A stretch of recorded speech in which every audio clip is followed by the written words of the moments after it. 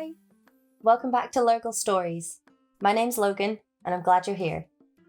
Today we're going to be reading a book called Veronica and the Magic Spell Book by Claire Elizabeth Cope. Before we get started, we just want to say a big thank you to Austin Macauley Publishers for letting us read this book to you.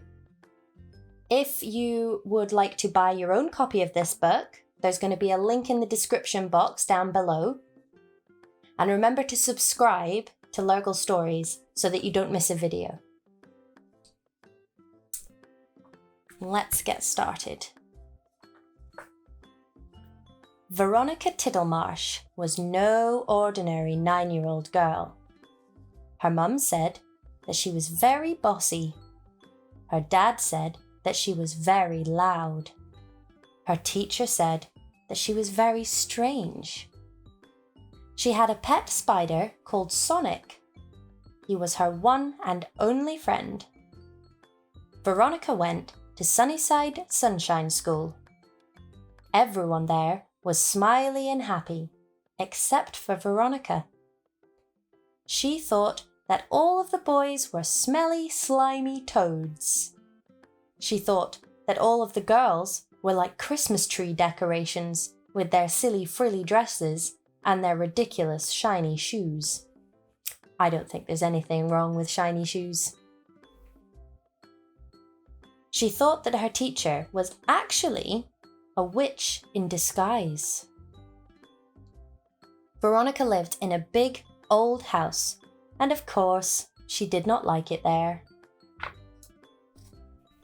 Her mum, Winifred Tittlemarsh, was a chef. Her latest recipe of chocolate cucumber cheesecake covered in chili and curry sauce was definitely one of her finest creations. Her dad, Humphrey Tittlemarsh, was an inventor. His latest invention was a stick paper back together once it has been cut machine, which he made using his famous 10 tools in one hammer/drill/screwdriver/spade machine. Her granddad, Norman Tittlemarsh, was quite a mystery. Nobody knew what he did or when he did it. He was simply strange. Very, very strange. Granddad had a room way up on the top floor of the house, but no one knew what was in there, and no one ever went in there. Only Granddad Norman. It was Granddad's secret room.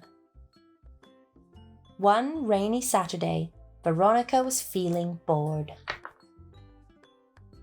Her mum was burning her curried jam and macaroni cheese pies in the kitchen, and her dad was fixing his bottom-wiping toilet roll dispensing machine in the shed. Grandad was having his afternoon nap on the roof. Suddenly, Veronica had a brilliant but mischievous idea. She decided that she would sneak into Grandad's mysterious secret room. "There has to be something interesting in there," she whispered to herself. "It is a secret room, after all." She carefully put Sonic in her pocket and started climbing the steep, winding staircase leading to Grandad's secret room. When they reached the top, she pulled open the heavy wooden doors. As the doors slowly opened, Veronica could not believe the sight before her. The room was completely empty, apart from a large red leather book that appeared to be glowing. On the front of the book, in shimmering gold letters, were the words, "Magic Spell Book." Veronica and Sonic could not believe their eyes. "We can do magic!" exclaimed Veronica happily. Sonic was a clever pet spider, but he could not speak. He wanted to tell Veronica that he thought that it might be an extremely bad idea to try to do magic. Veronica cautiously opened the magical book. As she turned the delicate pages, bright shimmering lights and glittering stars shone out over her and Sonic. As they searched through the beautiful, glistening pages of the book, they saw many mystifying, marvelous, and magical spells. One particular spell caught Veronica's eye. The magical Monyips, magical friends for you. Veronica had no friends, apart from Sonic, and he was just a spider. So in her very loud and very bossy voice, she read the spell. E-I-O-E, bring the magical Monyips to me. In a blinding flash of sparkling light, the magical Monyips appeared. They were nothing like Veronica had ever seen before. The magical Monyips appeared to be just as magical as their names suggested. They were half human and half dog with fluttering fairy wings. They were beautiful, smiling, singing creatures who laughed, danced, and giggled sweetly. The magical Monyips chanted as they flew gracefully around the room, surrounding Veronica with sweet smells and mesmerizing sounds. We will be your friends forever. We will always be together, they chanted serenely. Veronica danced joyfully with her new magical friends, leaving Sonic alone. It was such an amazing feeling, and Veronica felt overwhelmed with happiness. Veronica suddenly spotted another spell for even more magical friends, the delightful donks. I want even more friends, Veronica shouted excitedly. As the magical Monyips danced and sang around her, Veronica whispered the spell for the delightful donks.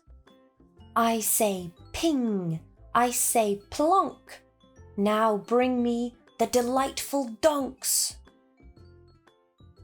In the middle of the glimmering lights and sweet singing, the donks appeared, bringing with them a tremendous stench.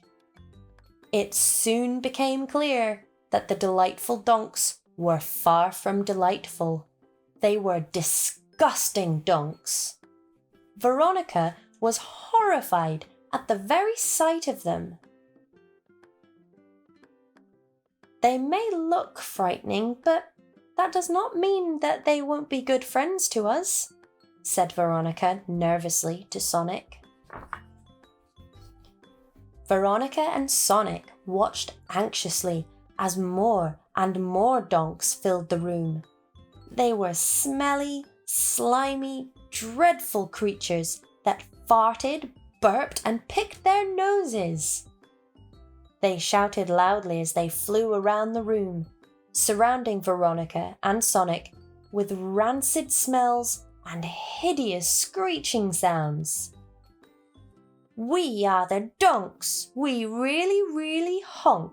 We like to fart all day. We really don't want to play. Veronica could not believe her eyes. The donks were certainly not her friends, and even worse than that, they were frightening the magical Monyips with their slippery slime, terrible singing, and their smelly trumping bottoms. The room was quickly filling up with even more disgusting donks, and the magical Monyips were becoming very upset. Suddenly, the magical Monyips and the disgusting donks started to argue. They were turning against each other. Veronica's room, full of friends and fun, was becoming a room full of enemies and anger. Sonic, what are we going to do?" screamed Veronica.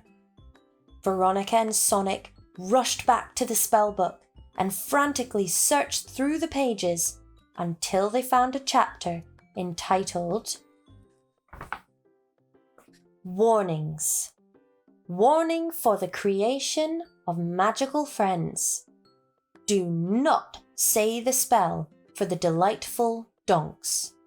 These creatures are not delightful. They are actually very dirty and very disgusting. They are sworn enemies with the magical monyips, so never, ever summon both of these magical species together. If you accidentally say the spell, chant this counterspell to send them back to Pinkety Pop, the land of the donks. Please note, this spell will send all magical creatures away, good or bad. Veronica's heart sank, and her eyes filled with tears of sadness. "Sonic, this means the magical monyips will be sent away too," cried Veronica. Veronica was a very loud girl. Veronica was a very bossy girl. However, Veronica was not a very stupid girl. She knew what she had to do. She screamed in her loudest and bossiest voice, "I'm in trouble! Can't you see? Take all my friends away from me! Magical creatures of any kind, fly out of sight and out of mind!" With an enormous boom and an ear-splitting bang and a giant flash of light, the magical monyips and the disgusting donks magically vanished back into Grandad's secret red book. The room was suddenly silent and still. Veronica and Sonic were left all alone again. She looked down at Sonic, her one and only friend. "I know that you are a spider, but you are my best friend in the whole world, and you are the only friend that I need," Veronica cried with happy tears in her eyes. She lifted Sonic tenderly onto her lap and whispered, "That's definitely enough snooping in Grandad's secret room, Sonic. Well, for today, anyway." Well, I've managed to do real magic before, but I've never managed to do magic that summoned also such stinky creatures. And I'm quite glad as well, that sounded very, very smelly. Have you ever done magic before? What kind of magic spells have you done? Have a think about it. Tell me next time. See you later. Bye.